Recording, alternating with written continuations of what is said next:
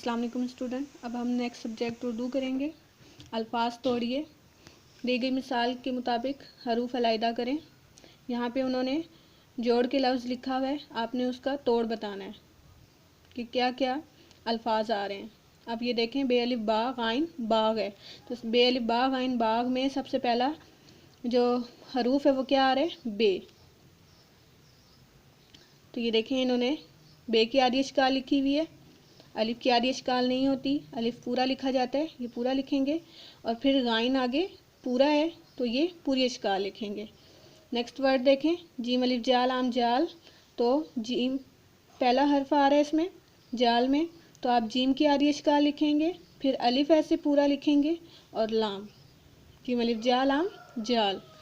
Next word देखें, ते अलिफ तार ए तार, ते अलिफ तार ए तार में सबसे पहला हर्फ क्या आ रहा है, ते की आधी इश्काल लिखेंगे, फिर अलिफ लिखेंगे और फिर रे। अगला हर्फ देखें, पे अलिफ पा नून पान, पान में सबसे पहला हर्फ क्या आ रहा है, पे की आधी इश्काल, फिर अलिफ, फिर नून की पूरी इश्काल लिखेंगे।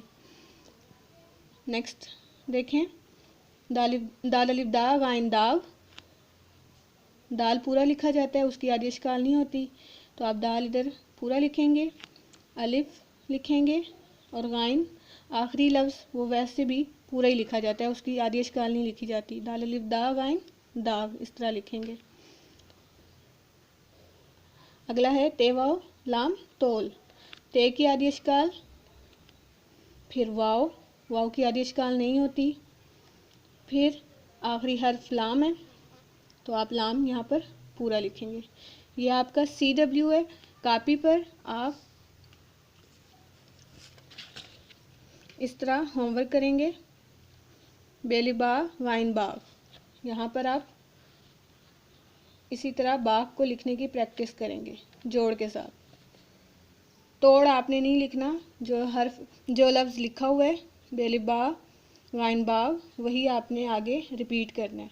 जीम अलिफ जाल आम जाल, तो आपने आगे जाल ही लिखना है जोड़ के साथ, तोड़ नहीं लिखना। ते अलिफ ता रे तार, पे अलिफ पा नून पान, दाल अलिफ दा गाइन दाग, ते वाव लाम तोल। ये आपने याद करना है और HW करना है। ये आज आपका उर्दू का काम।